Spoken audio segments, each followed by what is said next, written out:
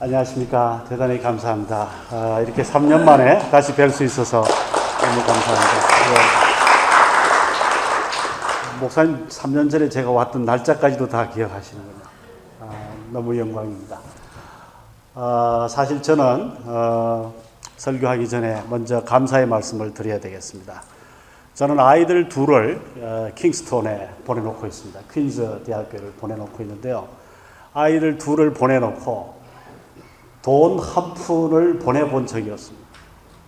아버지 자격이 없죠? 아버지 자격이 없는 사람입니다.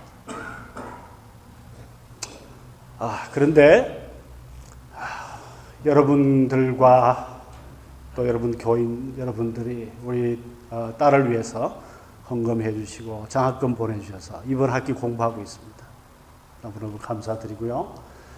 우리 부부가 여러분 앞에 엎드려서 절을 해야 되겠지만 머리 숙여서 감사를 드립니다. 감사드리고 계속해서 기도해 주시면 고맙겠습니다. 사실 저는 감사 말씀을 전하려고 그랬는데 설교까지 맡겨주셔가지고 영광입니다. 대단히 감사드리고요. 빚진 자의 마음으로 오늘 제가 연구하고 제가 은혜 받았던 말씀을 여러분과 함께 나누고 싶습니다. 그것은 지난 한 2년 동안 제 가슴을 아주 아주 감동시켰고 제가 이 청년들을 위해서 살아야 되겠다. 내 나머지 인생은 청년들을 위해서 바쳐야 되겠다라고 생각했던 게 바로 이 전도서의 말씀입니다. 왜냐하면요, 요즘 대학생 청년들은요 커밍아웃을 한다 그럽니다. 옛날에는 동성애자들이 커밍아웃을 했습니다. 동성애자들이 몰래 동성애를 하다가 이제 나는 공개적으로 동성애를 하겠다라고 하는 게 커밍아웃입니다. 그런데 요즘 청년들은요 커밍아웃을 하는데 어떻게 하는가 하면 동성애 커밍아웃을 하는 게 아니라 나는 이제 더 이상 교회를 안 다니겠다. 공개적으로 이야기해요. 제가 한 2년 전에 서울 사랑의 교회라고 큰 교회가 있는데 청년부 강의를 하러 갔는데요. 제 강의하는 그 시간 전에 한 청년이 사람이 많이 모인 자리에서 공개적으로 나는 오늘부터 예수를 안 믿겠습니다. 제가 그 충격을 이루 말할 수 없었습니다. 사실은 곳곳에 이 시니컬함, 제가 여기 영어로 한마디 해요. 시니컬함. 다시 말해 냉소적인, 그죠? 냉소란 말은 코드숨을 치는 거예요. 너희는 믿어라. 나는 안 믿겠다. 이런 냉소적인 게 가득합니다. 권위냉소주의라고 들어보셨습니까? 권위냉소주의란 말은 아버지, 어머니의 말을 더 이상 안 듣는 거예요. 아버지는 아버지대로 하세요. 아버지는 아버지대로 사시고 나는 내 식으로 살겠습니다. 어머니는 어머니대로 사세요.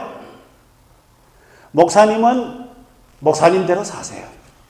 나한테 그걸 강조하지 마세요. 교회가 다 그런 거 아니야? 이러면서 코드숨을 치는 거예요. 냉소하는 거예요. 그게 시니컬한 건데 이 시니컬한 게 지금 모든 곳에 다 지금 안개처럼 퍼지고 있습니다. 종교 냉소주의 들어보셨습니까? 모든 종교는 다 썩었다. 기독교만 썩은 게 아니고 불교, 유교 다 썩었으니까 어떤 종교도 갖지 말아요. 교회 다니지 말아요. 정치 냉소주의 아시죠? 정치 냉소주의 뭡니까? 정치인들은 그 모양이에요. 다 그 모양이잖아요. 그러니까 어떤 정치인도 믿지 말아요. 그래서 투표하러 안 갑니다. 어른들은 투표장에 꼭꼭 가시죠? 요즘 청년들요 투표하러 잘 안 가려고 그래요. 왜? 정치인들에 대해서 코드숨을 치는 냉소주의라 이렇게 할 수 있습니다. 이런 냉소주의가 온 세상에 지금 퍼지고 있는데요.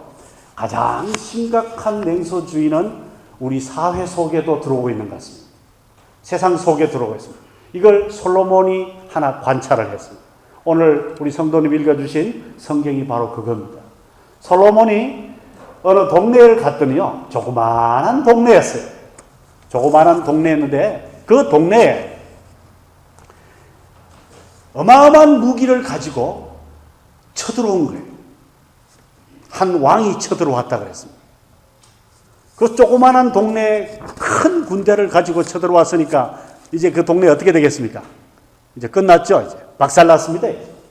마치 우리 연평도 이번에 공격을 받듯이 지금 완전히 이제 초토화될 지경입니다. 그런데 그 쳐들어온 왕은요, 악당으로 소문난 아주 못된 왕이었어요. 그러니까 이 작은 동네는 살아날 길이 없습니다. 그렇죠? 살아날 길이 없습니다. 제가 혼자 생각을 해봤습니다. 다 어디 갔을까? 이 동네에 있던 장정들과 남자들과 군인들은 다 어디 갔을까? 아마 쳐들어온 왕의 이름을 들어보니까 어마어마하게 못됐고 나쁘고 어마어마하게 무서운 무기를 가지고 왔으니까 아마 남자들과 군인들은 다 오줌을 싸면서 도망갔겠죠? 동네를 지킬 사람이 한 사람도 없었습니다. 그런데 그 성에 매우 가난하지만 지혜로운 한 어른이 계셨어요. 이 어른이 총칼도 없이, 칼도 없고 총도 없이 나가서 어떻게 설득을 했는지 그 쳐들어온 적장의 왕, 장군을 돌려보낸 거예요. 군대와 함께. 이야, 이거 기막힌 일이 벌어졌잖아요? 이제 몽땅 죽게 생겼는데 한 어른이 나가서 그 적장과 무슨 말을 했는지 적장이 군대를 끌고 돌아간 거예요. 이때 할렐루야 그래야 됩니다. 그죠? 할렐루야. 이야, 할렐루야. 나라가 살게 된 거죠. 죽었다가 살아난 것과 같습니다. 그런데 말이죠. 이 노인이 무슨 말을 했을까? 궁금하지 않으세요? 그죠? 근데 성경은 거기에 대해서는 침묵을 합니다. 노인이 무슨 말을 했는지에 대해서는 침묵을 해요.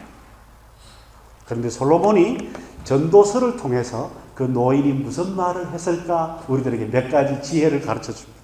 그건 조금 이따 우리가 배우겠습니다. 그런데 여기서 전도서 솔로몬이 하는 말이 그 노인의 무기는, 그 노인의 지혜는 무기보다 더 무섭다. 적군이 끌고 왔던 군대보다도 더 무서운 지혜가 있었기 때문에 그 지혜로 뭘 물리쳤어요? 적장을 물리쳤다. 그 지혜를 우리가 조금 이따 배우겠습니다. 그런데 여기에서 이제 시작입니다. 솔로몬이 가만히 보니까 여기까지 참 좋았어요. 그런데 그 다음부터 심각한 문제가 있다는 게 우리 성경이 가르쳐 줍니다. 솔로몬 뭘 관찰했는가 하면 그 적군이 물러나고 난 후에요. 이제 살게 됐잖아요. 목숨을 구했죠. 그리고 난 후에 어떤 일이 벌어졌는가 하면은 언제 이 동네를 구해준 노인이 있었느냐라는 듯이 다 잊어버리고 노인에게 감사할 줄도 모르고 이 어른에게 이런 어른이 있다는 것도 까마득하게 잊어버린 거예요. 까마득하게. 솔로몬이 여기에서요. 이야, 이거 이럴 수 있냐. 배은망덕을 해도 무만부덕이지만 이건 완전히 배신이죠. 그렇죠? 자기 동네를 구해줬고 자기 나라를 구해준 사람을 적군이 물러나니까 그 다음날 잊어버린 거예요. 이럴 수 있습니까? 말도 아니죠. 솔로몬의 좌절과 허무는 여기에 있습니다. 솔로몬이 전도서에서 헛되도다라고 하는 이야기가 이제 여기서 출발합니다. 이 노인이 만약에 젊은 사람도 아니고 이 노인이 성문을 열고 나가서 이야기를 하다가 말이죠. 만약에 그 악당 그 왕이 말이죠. 너 누구야? 이러고 이 노인에게 칼을 들고 갔다가 찔렀으면 이 노인은 어떻게 됐겠어요? 죽었죠? 노인은 목숨을 걸고 나가서 이 성을 구했는데 적군이 도망가고 난 후에는 뭐라고요? 이 노인이 있었는 줄도 모르고 까마득하게 잊어버린 거예요. 그래서 솔로몬이 헛되도다 그럽니다. 여기에 끝이 아닙니다. 여기까지 같으면 저도 뭐 그럴 수 있지 이러고 말겠어요. 그게 끝이 아니에요. 그 다음에 일이 조금 더 진행이 됩니다. 어떻게 되는가 하면요. 이 노인이 왜 잊혀져 버렸는가? 이 노인을 왜 사람들이 기억도 안 하는가? 이유가 나오는데 이 노인은 가난하다는 거예요. 이 노인은 지혜로웠는지는 모르지만 돈 한 푼 없는 가난한 노인이었어요. 돈이 없는 가난한 노인이었어요. 그래서 솔로몬이 가만히 보니까 아무리 지혜가 있어도, 아무리 나라를 구하고 동네를 구하는 지혜가 있어도 돈 한 푼 없으니까 사람들에게 무시를 당하는구나 라는 걸 솔로몬 왕이 보고 뭐라고요? 헛되고 헛되도다. 그런데 최근에 학자들이 헛되다라는 말을 연구를 해보니까요, 꼭 헛되다라고 번역을 안 해도 되겠다는 거예요. 어떻게 번역하는 게 더 좋은가 하면 부조리하다라고 번역을 해도 더 좋겠대요. 부조리하고 불합리하도다. 제가 한번 해보겠습니다. 부조리하고 불합리하고 부조리하고 불합리하도다. 이 더러운 세상아, 이런 말이에요.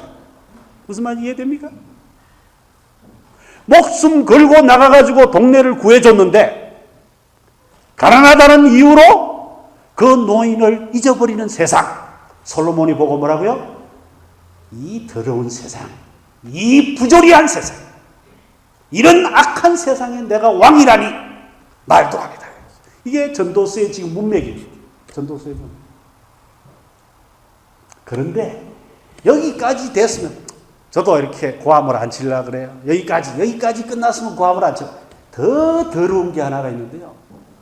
그 동네에요, 지혜도 없고 부자도 아니고 한 아주 악한 놈이 하나 있었는데, 그 악한 사람은 예를 들어서 뭐 좀 힘께나 서는지 어떤지 모르겠는데요, 그 악한 사람이 오히려 칭찬을 받고 이 노인은 무시를 당합니다.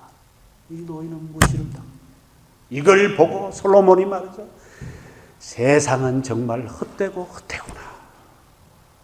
세상은 정말 더럽구나. 세상이야말로 진짜 부조리하구나. 여러분 어떤 생각이 듭니까?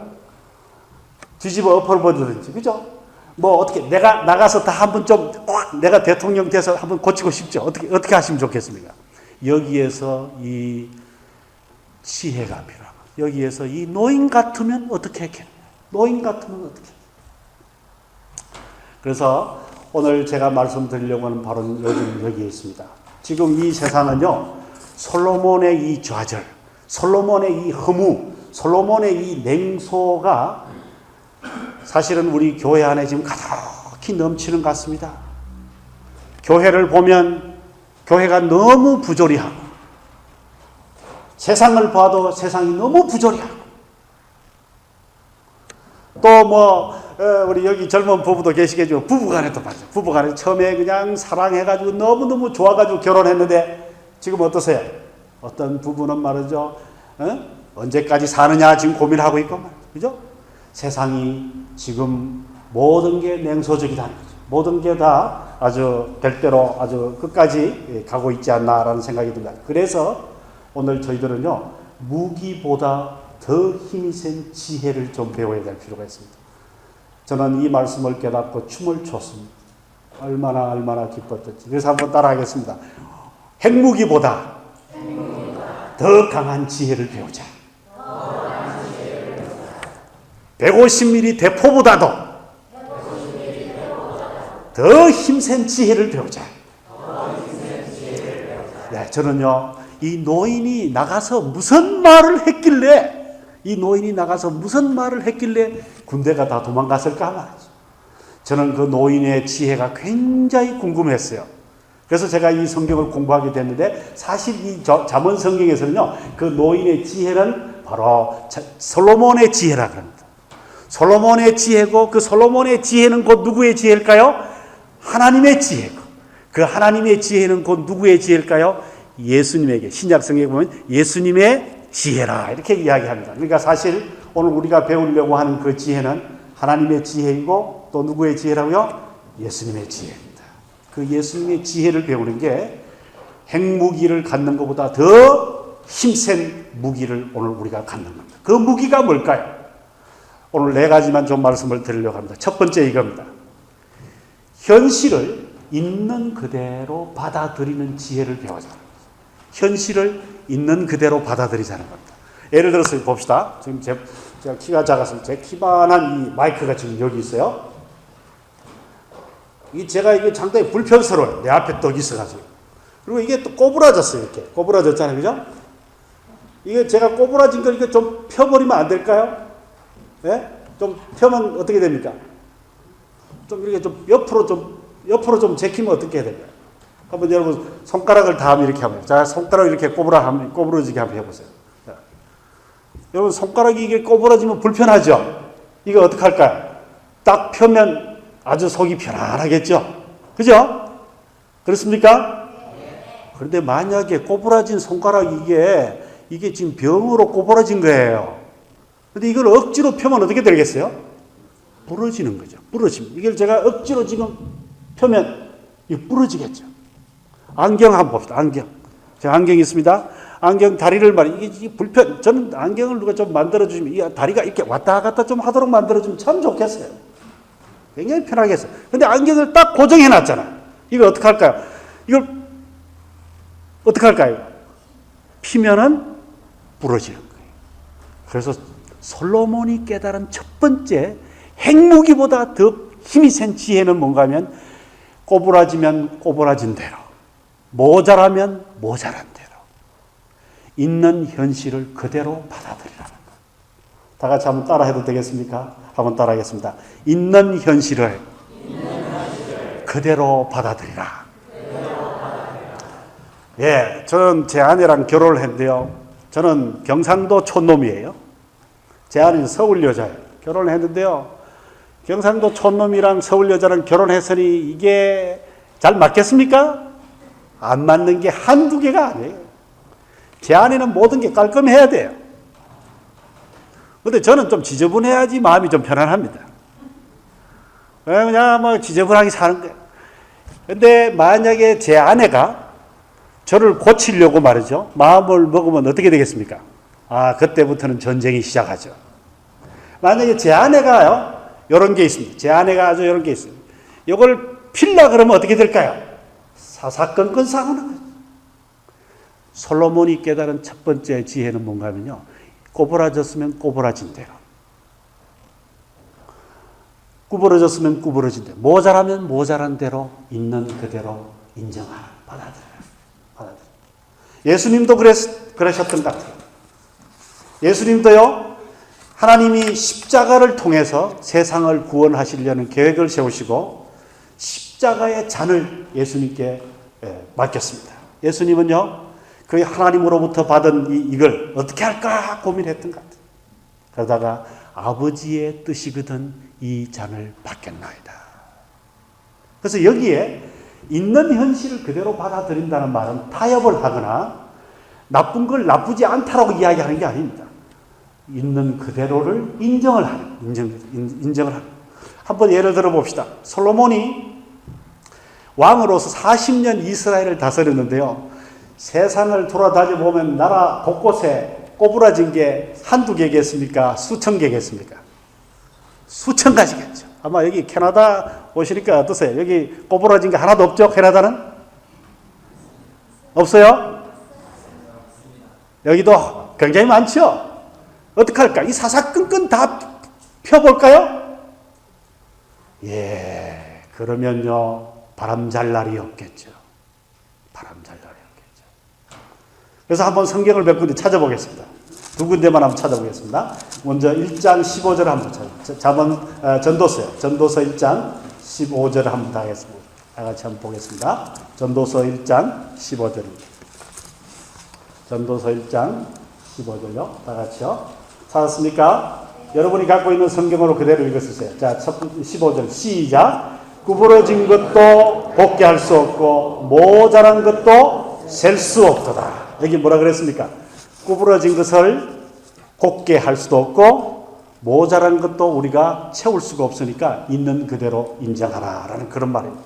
한번 물어보겠습니다. 우리 젊은 청년들이 많이 있는데 굉장히 감사하네요. 저 뒤에 앉은 분들에게 물어볼게요. 여러분, 자기의 현재 상태를 있는 그대로 받아들입니까? 아니면 좀 불만이 있습니까? 한번 물어볼게요. 여러분의 현재 자기 얼굴, 자기의 키, 자기 몸무게, 또 자기 실력, 영어 실력, 또 자기의 건강, 지금 현재 건강 상태 어떠세요? 여러분 만족하세요? 아니면 불만스러우세요? 어떠세요? 불만스러워. 예. 모든 사람들이 다 불평합니다. 불만스러워합니다. 근데 오늘 솔로몬이 말하는 건 뭐라고요? 있는 그대로 인정하라. 있는 그대로 받아들여. 만약 이게 있는 그대로 받아들이지 않으면요, 굉장히 불편스럽습니다. 굉장히 불편스럽습니다. 모든 게 다 전쟁입니다. 모든 게 다 불평입니다. 모든 게 다 하나님에게도 불만이 쌓여집니다. 그래서 제발 부탁입니다. 비현실적인 목표를 가지고 자기 자신을 너무 덜 볶지 마시고. 혹시 여러분 프라이팬에다가 이 볶음밥 해봤습니까? 예? 볶음밥 하듯이 자기를 볶지 마세요. 너무 몸무게, 내 얼굴, 내 실력, 내가 가진 재산, 내 지금 성공, 그거를 너무너무 볶지 마세요. 볶지 말고 있는 그대로, 내가 지금 있는 그 상태대로 나의 현실을 그대로 받아들여. 이게 저는 그 노인이 가졌던 지혜가 아닌가. 핵무기보다도, 그죠? 대포보다도 더 강한 지혜가 아닌가. 이것이 첫 번째 지혜. 두 번째는 뭔가요? 다 고치려고 하지 말고 하나님께 맡겨라. 내가 고치려고 하지 말고 누구에게 맡기라고요? 하나님께 맡겨라. 한번 다른 성경을 한번 찾아보겠습니다. 다른 성경. 더 재미있는 성경. 7장 13절 한번 보겠습니다. 7장 13절. 7장 13절. 솔로몬이 깨달은 지혜 중에 지혜인 같습니다. 7장 13절입니다. 다 같이 한번 읽어볼까요? 큰 소리로. 하나님께서 행하시는 일을 보라. 하나님께서 굽게 하신 것을 누가 능히 곧게 하겠느냐. 다시 한번 읽어보겠습니다. 하나님께서 행하시는 일을 보라. 하나님께서 굽게 하신 것을 누가 능히 곧게 하겠느냐. 자, 한번 보세요. 지금 이렇게 꼬부라진 거예요. 이 꼬부라진 걸 누가 꼬불렸다고요? 하나님이 꼬부렸대요. 오, 그러면 제 안에 나쁜 성질도 하나님이 그렇게 했을까요? 아니에요. 이렇게 굽게 했다는 걸요, 하나님이 책임지시는 것 같아요. 내 아들이다, 이거죠. 내 아들. 얘가 지금 이렇게 꼬부라졌는데, 이 꼬부라진 건 내 탓이다. 내가 그렇게 했다. 하나님이 자기가 책임지시는 것 같아요. 그래서 하는 말이 뭔가 하면, 내가 그렇게 꼬부라놨기 때문에 누구도 이것은 펼 수가 없다. 하나님이 이렇게 굽혀놨기 때문에 누구도 이것을 펼 수가 없다. 그런데 우리가 자꾸 뭘 하려고 그럽니까? 내가 자꾸 펴려고 그러죠. 그렇죠? 내가 펴보려고 그러죠. 내가 피려고 하는 순간부터 전쟁은 끝날 날이 없습니다. 내가 피려고 하는 그 순간부터 우리 사회는 평화가 없습니다. 더 큰 문제는 하나님이 하셔야 될 일을 내가 침범하는 거예요. 사실은 그것은 하나님이 펼 수 있지 누구도 펼 수 없는. 그래서 두 번째 이겁니다. 내가 모든 것을 다 펴려고 하지 말고 누구에게 맡기자고요? 하나님께 맡기자. 하나님께 맡기자. 이게 두 번째 하나의 역설입니다. 저는 이 지혜를 발견하고 춤을 추었습니다. 얼마나 기뻤던지 말이죠. 왜? 여기 이런 단어. 굽었다라는 건 이건요, 얼마나 강한지 모르겠어요. 굉장히 이게 누구도 펼 수 없을 만큼 확정됐다는 뜻이에요. 그런데 여기 재미있는 단어가 또 하나 있습니다.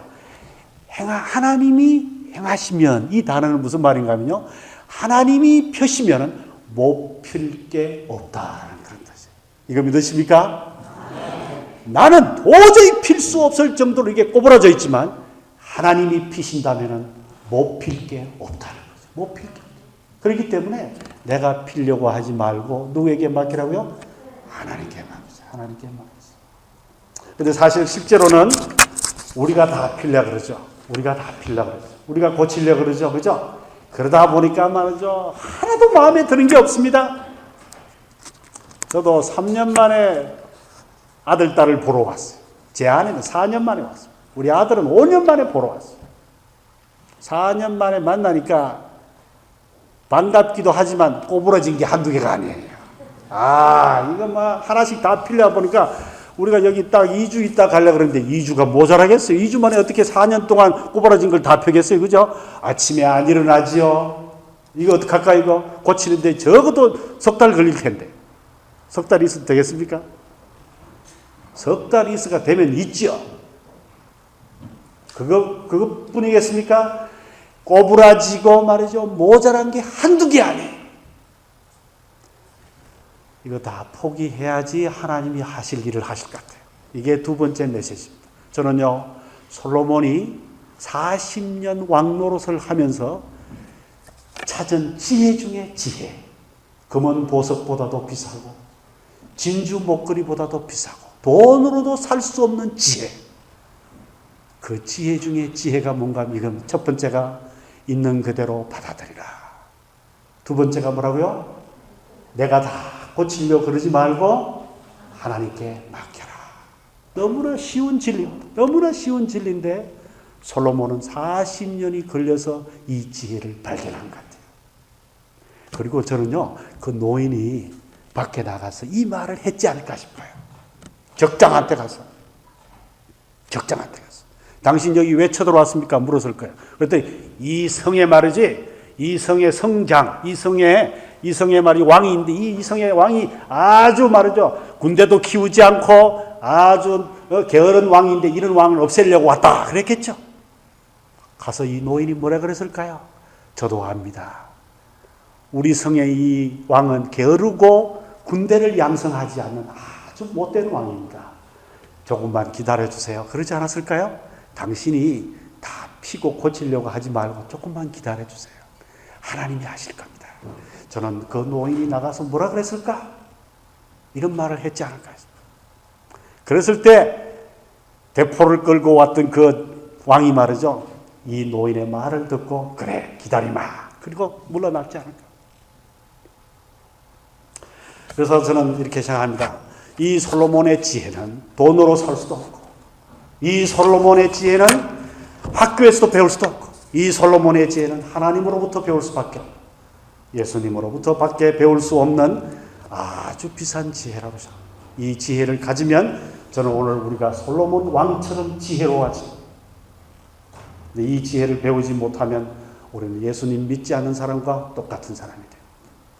자, 여기까지 하고요. 저는 여기에서 우리 신집사님 나오셔서 찬양을 잠시 하고 그 다음 두 번째 또 메시지를 또 드리도록 하겠습니다.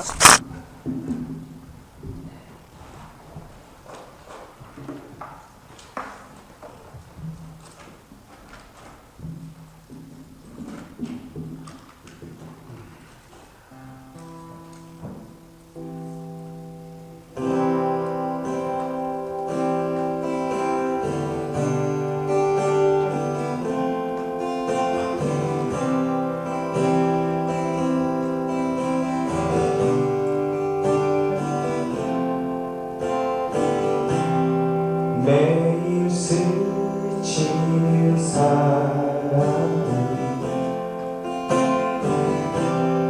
내게 무엇 하나 공허한 그 눈빛은 무엇으로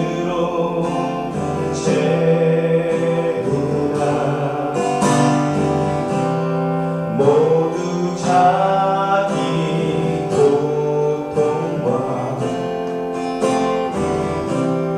두려움 가득 감춰진 울음소리 주님 드시네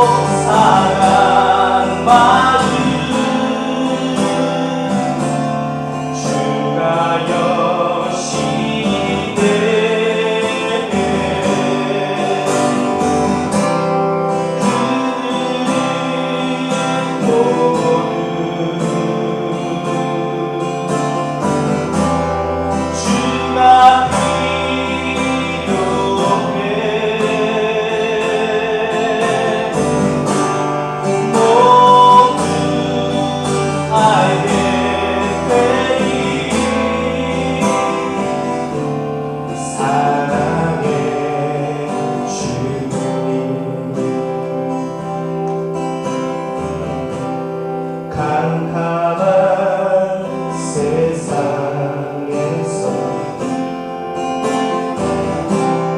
빛으로 부름받아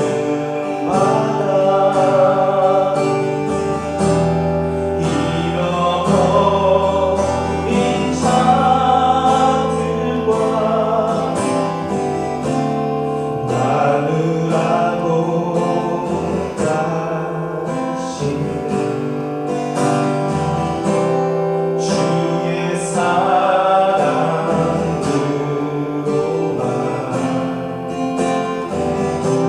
사랑할 수 있네. 우리가 나눌 때에 그늘 알겠네.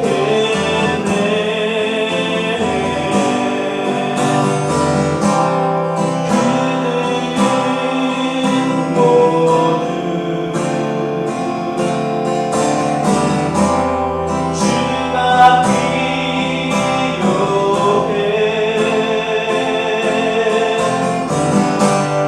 깨지고 상한 마음 주가 여시네.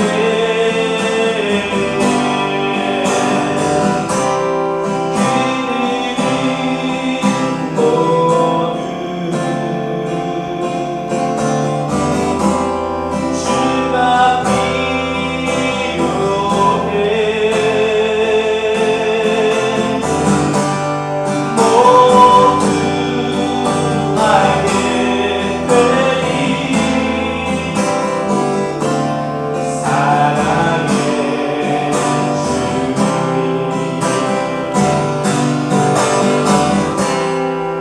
그들은 모두 주가 필요해.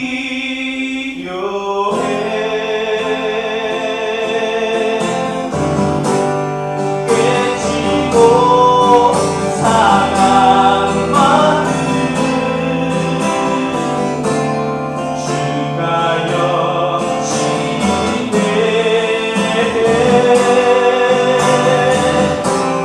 그들은 모두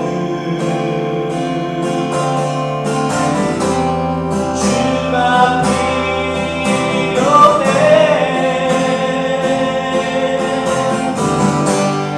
모두 알게 되리. 사랑의 주님.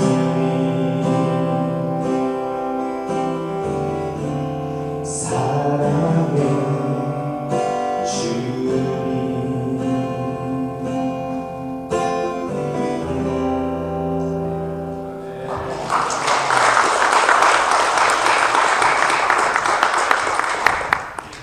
네, 대단히 감사합니다.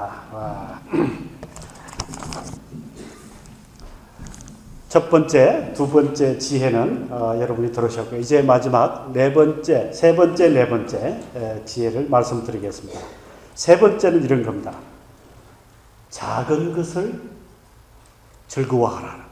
일상을 매일매일 우리의 일상생활을 즐거워하라는 겁니다.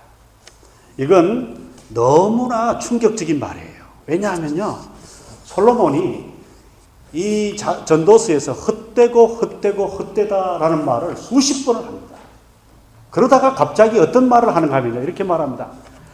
먹고 마시고 수고하는 가운데서 너의 인생을 즐겨라, 이런 말을 합니다. 아마 우리 젊은 사람들은 이게 무슨 말인지 이해가 잘 안 될 거예요. 저도 나이가 50이 될 때까지 이 말이 무슨 말인지 몰랐습니다. 여기 아마 어른들은 아실 거예요. 왜냐하면요, 인생이 너무나 깜깜하고 허무하고 아주 좌절이 되고 정말 아주 냉소적일 때, 시니컬할 때 하고 싶은 게 뭐 있겠습니까? 아무리 좋은 걸 갖다 줘도 소용이 없는 거죠. 그런데 이 솔로몬은 말이죠, 바로 그때 이 허무주의를, 이 극단적인 허무주의, 이 냉소주의를 극복할 수 있는 건 뭔가 하면요, 나에게 맡겨진 순간순간의 삶. 오늘 내가 먹을 수 있으면 맛있게 먹고, 오늘 내가 잠을 잘 수 있으면 푹 자고, 오늘 내가 친구를 만나서 이야기할 수 있으면 친구를 만나고 하는 순간순간의 일상적인 삶을 즐거워하라 라는 게 솔로몬이 이 전도서에서 던져주는 세 번째 지혜 중의 지혜입니다. 왜냐하면요, 사람들은 대부분 이런 것 같아요. 허무주의가 극단에 빠지면요, 자살을 하든지 아니면 콧방귀를 끼고 신경을 끄든지 그렇습니다. 아니면 뭔가 대박이 터지기를 기다립니다. 그러나 솔로몬은 오늘 그런 거 제시하지 않습니다. 그러지 않고 뭐라 그런가 하면요, 전도서 9장을 한번 읽어보겠습니다. 다 같이. 전도서 9장 7절에서 10절. 이런 말씀이 이 전도서에 여러 번 나오는데요, 기가 막힌 말입니다. 9장 7절에서 10절입니다. 9장 7절에서 10절. 우리 다 같이 한번 읽어볼까요? 9장 7절에서 10절입니다. 다 같이요. 시작. 너는 가서 기쁨으로 내 음식물을 먹고 즐거운 마음으로 내 포도주를 마실지어다. 이는 하나님이 네가 하는 일들을 벌써 기쁘게 받으셨음이니라. 내 의복을 항상 희게 하며 내 머리에 향기름을 그치지 아니하도록 할지니라. 내 헛된 평생에 모든 날 곧 하나님이 해 아래에서 내게 주신 모든 헛된 날에 네가 사랑하는 아내와 함께 즐겁게 살지어다. 그것이 네가 평생에 해 아래에서 수고하고 얻은 내 몫이니라.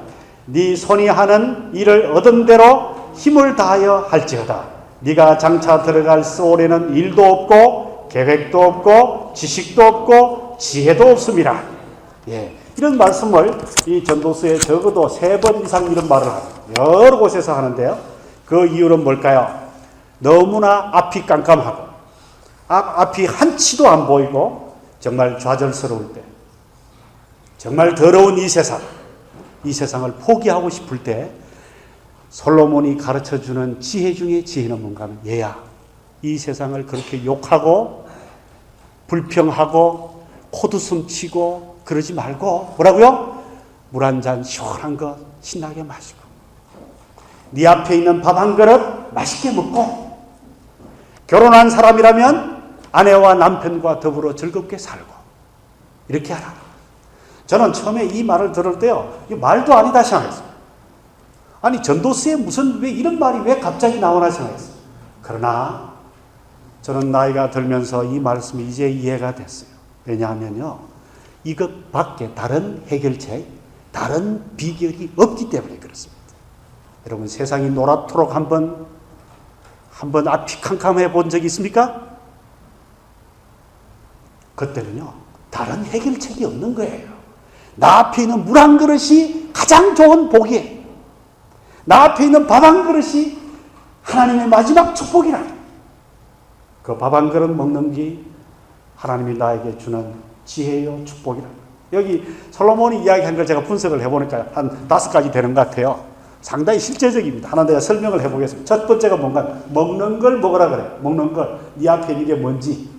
혹시 여러분, 우리 북한에서 내려오신 분들은 쌀밥에 고깃국에 쌀밥 한 그릇 먹는 게 제일 소원이라고 그러죠. 저는 양양에 살아요. 강원도 양양은요, 북한 사람들이 많이 삽니다.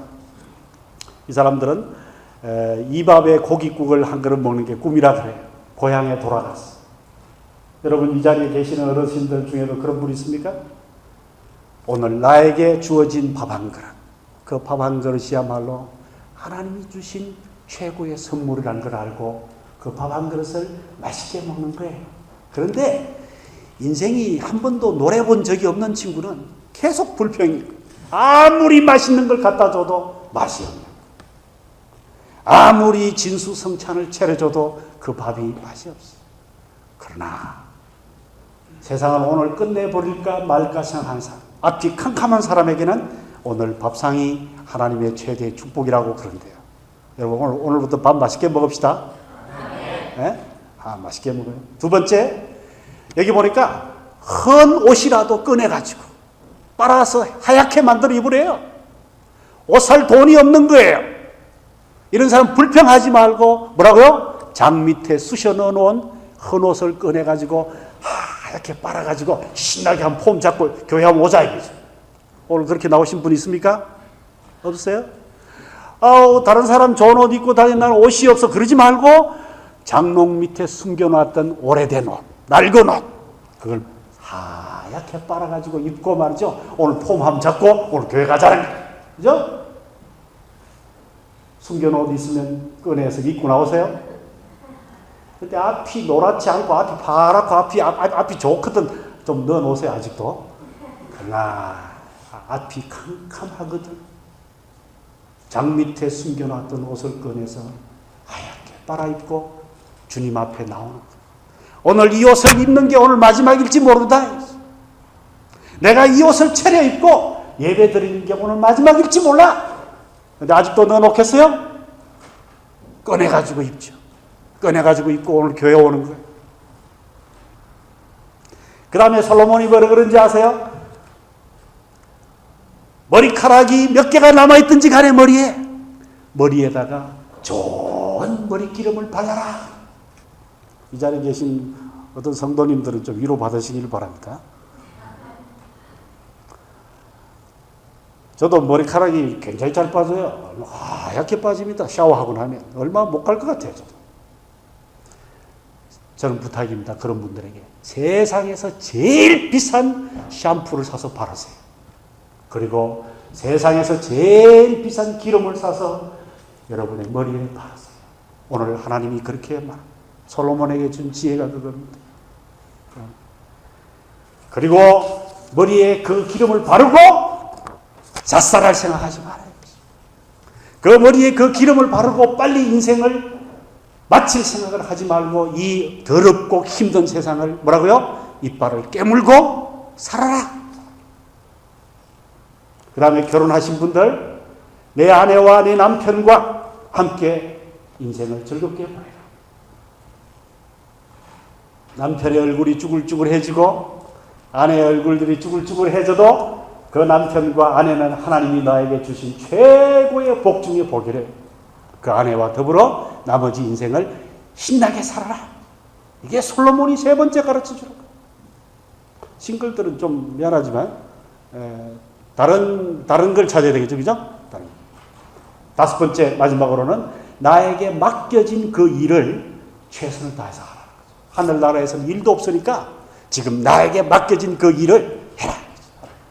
이것이 솔로몬이 깨달은 지혜 중의 지혜라고 저는 생각합니다.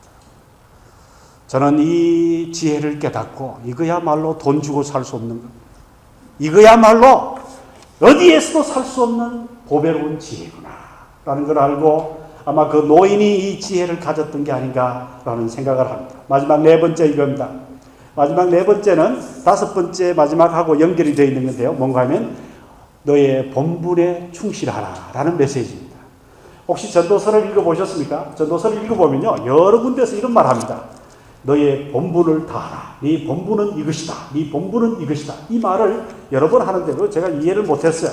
근데 제가 최근에 공부를 하다가 깨달았습니다. 뭔가 하면요.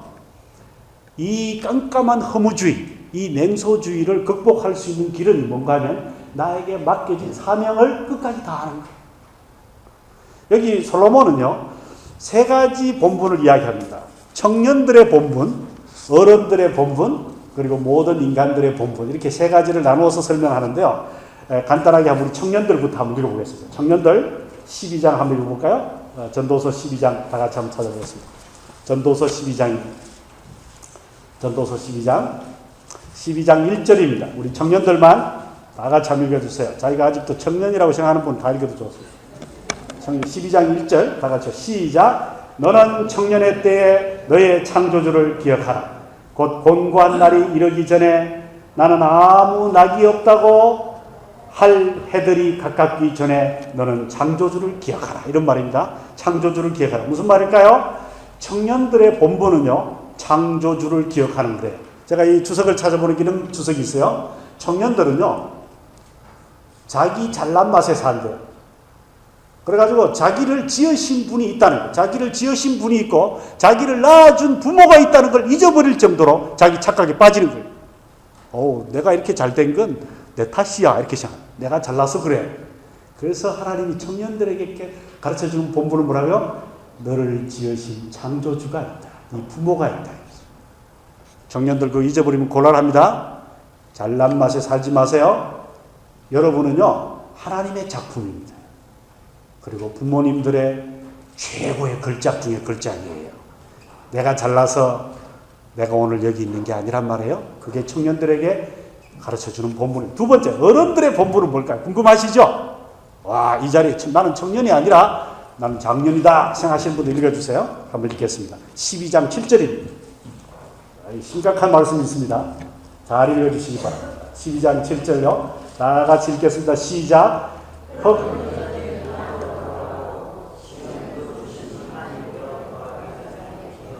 예, 기억하라. 뭘 기억하라는 겁니까? 하나님을 기억해야 되는데 첫 번째 뭡니까? 우리의 몸은 흙으로 왔으니까, 흙에서 왔으니까 우리는 다 어디로 돌아간다고요? 흙으로 돌아간다라는 걸 기억해야 됩니다. 우리 어른들이 마치요, 우리가 자칫하면 내가 흙이라는 걸 잊어버릴 수 있다.